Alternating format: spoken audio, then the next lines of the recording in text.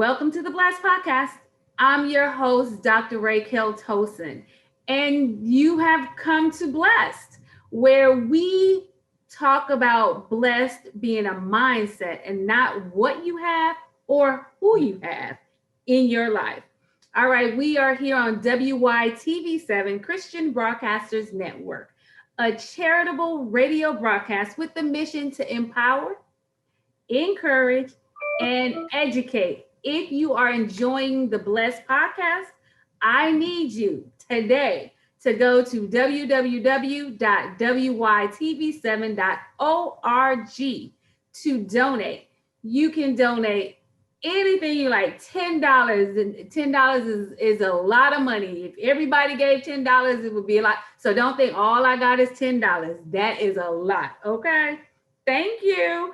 We are in February and it's all about love. I posted on my Facebook, I am love. Okay. Everybody out there understand when you're looking for love. No, baby, you are love. We are love. We might want some more love, but we are love. Okay. My guest today is LaShawn Wood. She was here last year. She came back because she got a lot of stuff to share. We're going to talk about love and marriage. And y'all, I have never been married. So I know for a fact that I cannot help in that situation because I'm not an expert there. So I had to bring in an expert, somebody that's married and somebody that's actually helping other married women. LaShawn, she creates successful relationships, where she helps women to create successful relationships and a fulfilled life by owning their feminine power. All right, welcome back, LaShawn. Hey, glad to be back. Thanks for having me. I want to get right into it because we only got 25 minutes or 20, it's not a long time. I want to start off by just talking about what is love, because I feel like a lot of people have a misconception because love is not just one thing. And you posted, I think, on Facebook, and you gave like all of these different things. And of course, you ended it with love is you. So I really resonated with, because that's what I talk about all the time. So talk about what is love. Well, love is how you love somebody else or love yourself through another person. It's the reflection of your own self-love. I list or compared true love versus what we call Barbie love in that post, if I remember correctly. And the Barbie love was the romanticism, and he or she completes me, and I want to spend the rest of my life, and they make me whole. And what I've learned in my study is the bottom line is love is about you, but it's how you love you, how you are connected to, for me now, the bigger spectrum of life, your God essence within you, whatever that source is. Love is a vibration. It's a verb, it's action, but it's most of all, it's feeling. And it's not what someone is doing for you. Again, it is how you see yourself. So, when we go into relationships and they do not live up to this Barbie love, then we say love, that's not love. Love hurts us. Love does this. Well, it takes me back to that Teddy Pendergrass song about 70-30, not 60-40. He said 50-50. And I'm like, no. I'm sorry, Teddy, rest in, heaven, wherever. But no, it's not 50-50. It is the wholeness of who you are based on your connection to your source, and then how you give that energy off. It's a vibration. It's a feeling. Yeah. I love that. And it's the way you live. Yes, because love should be 100. Yes. We all come in with 100% of love. We are whole, full, complete people. Yes. You got 100% of love to give. Yes. Yeah, I love, yes. But you did have another post about love. You said that love is power. Yeah. It's transforming. Yeah. It's freedom. That one, I want to put a pin in there. We got to come back to that freedom. Yeah. Unconditional, Yeah. commitment, connection. So I really wanted the freedom because Yeah. most of the time, I just have to be honest. When I think about loving a loving relationship like marriage, Mm-hmm. I don't think freedom. I I know. think, bound. I think, it's like I gotta tell somebody what I'm gonna do. I gotta ask somebody if I can do that. I gotta get up and cook for somebody. I got, Mhm. I don't, view it, I don't really view love and marriage as freedom. Mhm. And I understand, and it's so appropriate right now because that's what we're discussing. You got like single women, so to speak, are like, it's a trap. I'm going to lose myself. I'm going to be obligated to someone else. Then you got my sisters that are married that are feeling like I was trapped. I've lost myself. Who am I? And we hide behind so many things. So the reason I say love is freedom is because it helped me to be truthful with who I really am, not based on obligations. I don't cook on obligations. Now, when I first got married, I was cooking and doing all those obligated things. And I had to shake some sense into myself when I was like, you're not responsible for this man getting up for work and his job and his dinner. That's not your responsibility. Where I was stressing myself, I will be out somewhere. Oh, I got to get back home because he's about to go and I need to. Oh, I didn't. And it just was like, no, honey, you're not responsible for that. Now, where we are is I cook when I look at it as expressing myself for my highest potential. I want to give, not out of obligation. So I don't cook every day. Most of the time he cooks. And I'm not saying it's easy. We go, some of his stuff come back up, some of mine comes back up. But like I told him, you didn't marry me because of my cooking. You didn't even know I could cook. So let's just be real about our connection, and then it frees each other up to be ourselves. I don't say like what he should do or could do, or supposed to do with the car. He's supposed to do this. He's supposed to do that. No. Do I ask him to do those things? Yes. Honey, the car, you gonna get the car clean? Because if he don't, I will. If he doesn't do so, I was out there, we have a vacuum. I was vacuuming my car myself. I said, it's so funny because all the women on our block are probably like, that man, he's sitting there and she's out there vacuuming. Yeah. But like I said, I don't cook. We're not obligated. But when you give, it's so much better. It feels so good. And it's received in love, and we appreciate each other. Yeah. That's the basis of a marriage. Because without that, you are obligated. You feel trapped.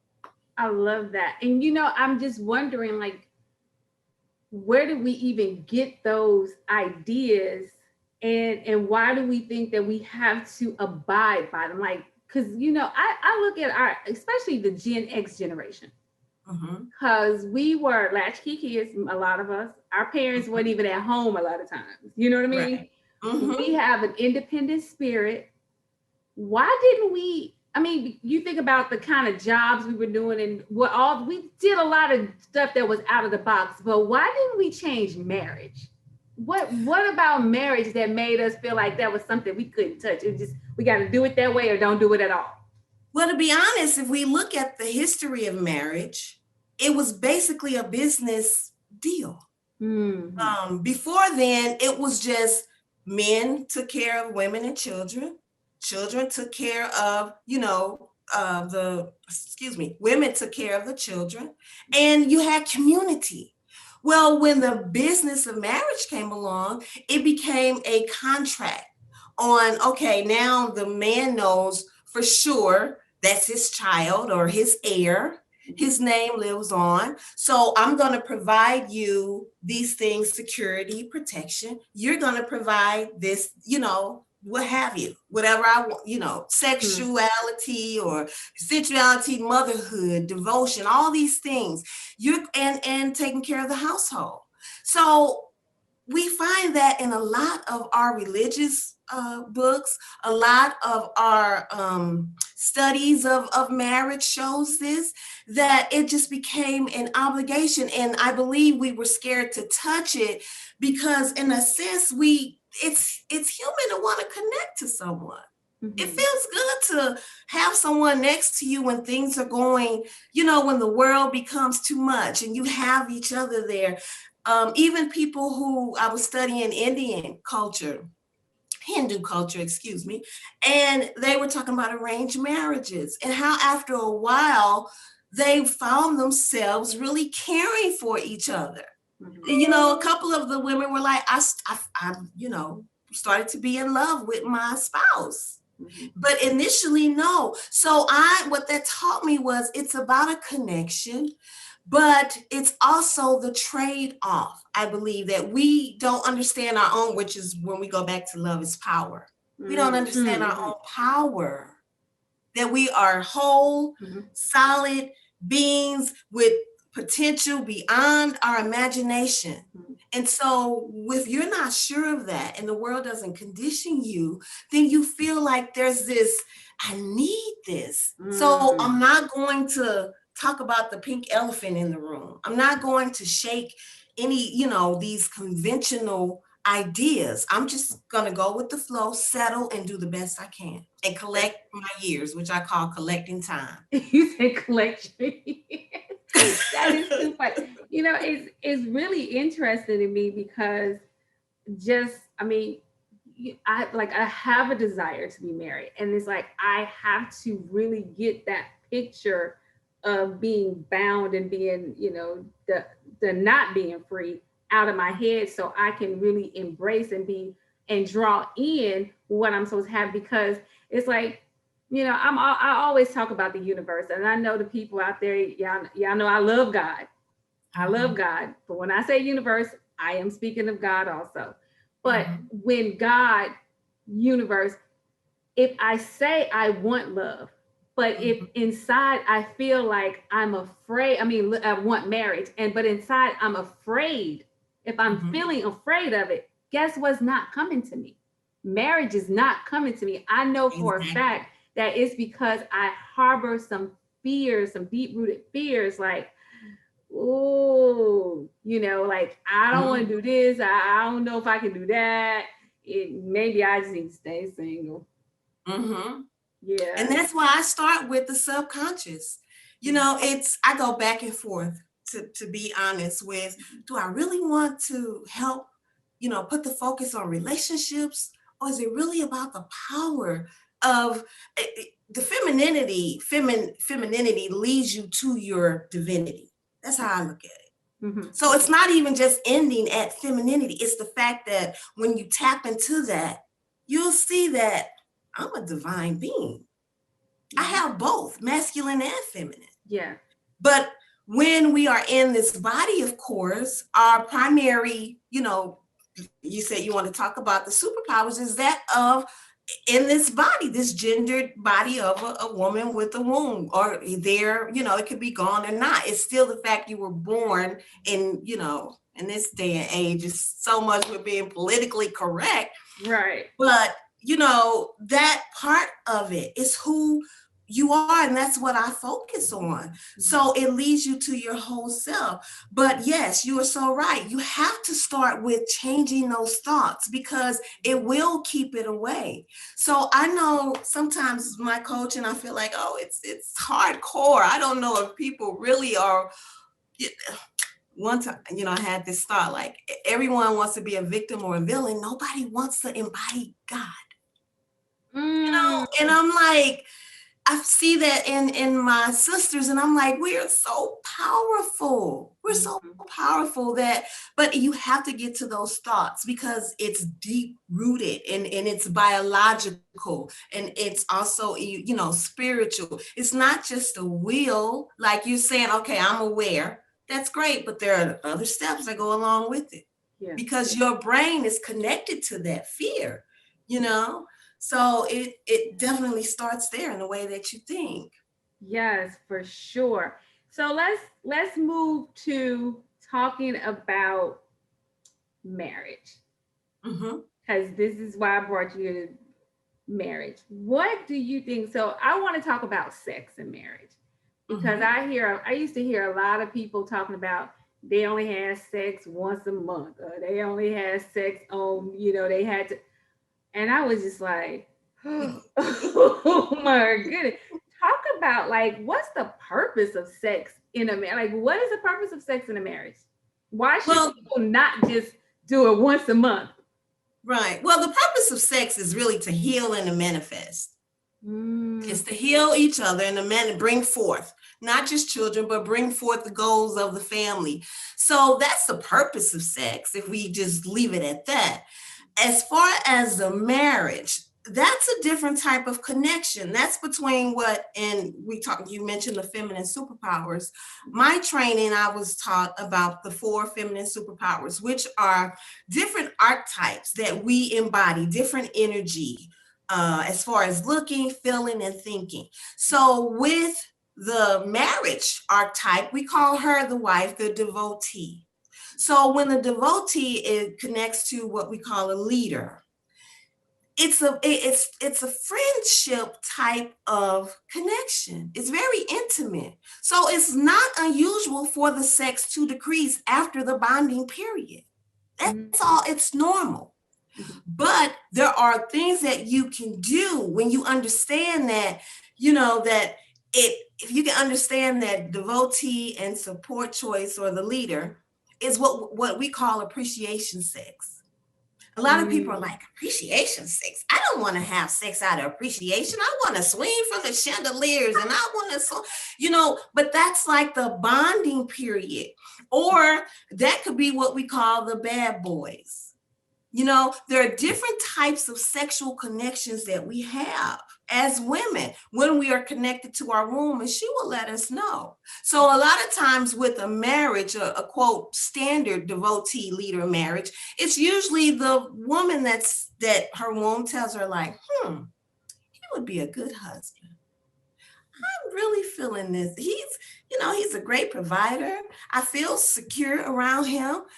That doesn't sound like, things are getting juicy and luscious and it's not that type of connection, but you can cultivate it. You can cultivate it if you understand the root of it. So when they do, comes down to one time or twice a week, you will understand that, okay, where he works 12 hours, I work, we may have children or a business together. It's okay. But if we won't talk about, again, the pink elephant in the room, then it's like, well, what's going on? Do you not want me anymore? Am I not satisfying you?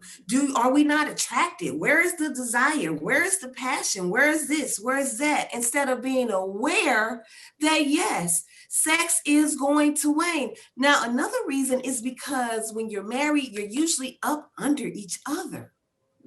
I did a live on this. If you find that you are at that moment where you're like, okay, I know what's going on, Sean. I get the connection I have, but what can I do about it? Well, you can break away from each other. Desire comes, what's the saying? Absence make the heart grows fonder. Yes, that's true.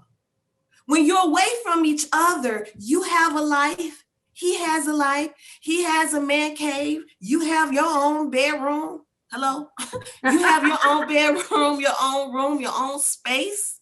And so what that does is that creates desire. Wait, stop for a second. You got to go back. Because when you already know when you said your own bedroom, because that is speaking my language right now, because I ain't got to share my closet space. So are you saying that a couple who chooses to have separate bedrooms may actually increase their sex life because they have had time apart? Yes. Girl, and it's biological. Today. It's proven with science too. I love to say it's science, baby. It is proven, because what happens is you are happy. You're happy. They're happy. There's a sense of freedom now, but you got to get outside of those ideas that says that's not right. Why? I hear a lot of people. Well, why get married? Well, why live together? Why do this? You can do what you want to do. Yes. I love this. You are teaching, girl. You making me even. I'm like, maybe marriage is not. Maybe marriage is something I can get with. You can the way that you want to, but it does take work. It does understanding that how did I connect to my husband? Okay, I understand that the sex may wane. It doesn't have anything to do with me, doesn't have anything to do with him. Now, once we do understand, I can then introduce and say, hey, am I comfortable with speaking about what I like? Am I comfortable with him sharing what he likes? A lot of times we don't talk. And that's why I say love is power. You find your voice and you can share. It's not saying it's easy, right? But the more you do it. Yeah, and then because one of the things that somebody had asked, well, what are you looking for? What do women look for? I was like, well, speaking for me, I'm looking for a safe place to be me. And that's the thing, is like, if I can have a safe space to say, hey, hon, I think having separate bedrooms might be cool, and he don't like attack me for it. Right. You know, that is because of those kind of things, you know, just like he is okay to tell me the kind of stuff that he liked without me attacking him for it. But that's like, for me, what you're saying, like, ooh, if I could know for sure that I found a safe place to actually share, I see how the power and the freedom could really be in that marriage. And then I'm free to say whatever is in my heart and not being trashed or put down for it. Right. Like that, when I think of that kind of love, oh my gosh, sign me up. That's girl. What I want. That is it. That's it. And it does. It takes cultivation. It takes work, because it's the same for the man also. He gets to say, and I hear a lot of this, oh, he can't do so-and-so. He's out with so-and-so. Let that man go and be and find something. That increases your attraction. You go work out, whatever, something you love to do. It increases your radiance. You know, and he's like, oh, she doesn't need me like that. Now, then it may bring up his own. She don't need, it can go back and forth. But when you have tools and you have knowledge, you got tools, you can make it through it, Yeah, girl, that's so good. So these are the kind of things that you talk about to the women, your clients. And so I know you have a Facebook group. It's called the Naturalized Women's Group? The Actualized Women's Group. Actualized Women's Group. And so anybody can join that. If they Google that, and on Facebook, they search for it and they can find it. It's joinlashawn.com, www.joinlashawn.com, and it'll take you right to the Facebook group. And it's about self-actualization based on Maslow's law, about, you're responsible for you. The benefit is your relationships and everybody else. That's the purpose and benefit of love, is you get to share that. But it starts with you first. Right. Okay. So we are almost out of time, but when you said responsible, it brought up something else I know you talked about. Who is responsible for our orgasms? Honey, you. You. Now, you may be able to, because I had one client saying, look, now I've tried this. I told him what I like. I wasn't in my head, because I say a lot of times with women, if we're concerned about our bodies, and I'm speaking from myself also, this is work I've done. We're concerned about our bodies. We're concerned if the children are up, can they hear? Is this too loud? Does he not like so-and-so? I used to be scared to say, I like music. I'm like, you know what? I want to hear some music. Because I was scared, like you said, what if he thinks that's silly? And I think one time he did say, why you got this on? Why these cameras? And I just went with it, because it's like, okay. Now I'm like, no, I want this. So it's on you to speak for yourself, to learn different things. I enjoy introducing Tantra to a lot of my clients. Where it's a deeper intimacy. It's not always about penetration. It's not always about the happy point and the end point, so to speak. It's really about how you connect with each other. Sex is so big. Like I said, it's healing. It's healing. Yeah, I love that. I love what you're saying. I'm like, we are really out of time. It's just, we can go on and on because you got so much. So tell them again, how can people reach you so if they want to work with you to get some like one-on-one type stuff, not in the group, but one-on-one? Yeah, you can go to LaShawnDWoods.com. You have a free conversation with me, 30, 45 minutes. I always say 30, but I normally go over because it's a lot. And I really want my sisters to get it. So you can go there. That is the best place. And all my social media is LaShawn Woods. So yeah, LaShawnDWoods.com is my website. That is so awesome. Anybody out there like me, single, 51, thinking that, you know what, maybe this marriage thing ain't for me. We got to think again. Let's rethink, let's reinvent, let's redefine what marriage is for us. Because that's probably why we're not, when people say, why aren't you married? And you're like, well, nobody asked me. That's not really the truth. That's not, you know, even though I can say, well, nobody's asked me, but really it's me. Yeah. You know, it's me. I do get that. And so if I could reimagine what marriage should look like or what marriage could look like for me, for you, and then I don't have to buy into what other people talk about, what other people are doing. It has nothing to do with me. That's not my business. That's not my business. So, but it's what I wanted. And I mean, it makes me like a lot more hopeful that you know, when I say I'm ready for love now, like I can really, you know, after putting some more thought to it, I probably am ready for marriage. The way I envisioned it. Right. Not the way. When I hear you saying I'm ready to be myself. Yes. And with someone else. Right. So I can always be me in a comfort, in a safe space. Yes. Wow. Yeah. And I mean, and then I get chills. It really does. I just think about how people, when people say, you know, married people, they can do more. And I look at like, I could grow more wealth if I'm in that kind of surrounding, that loving surround. I could flourish even more. Yeah. And I'm like, wow, that is like something that it excites me. It excites me. I appreciate you. Okay. I hope everybody out there is loving this. We just passed, you know, Valentine's Day, and now y'all getting this. Y'all probably is like, well, you should have told us this. But we had a whole lot of good stuff for y'all. Now y'all got some more good stuff. Listen, this is the month of love. Let's do this. Let's love ourselves and let's find love. Let's find the love that's going to make us even flourish even more. Until next week, be blessed.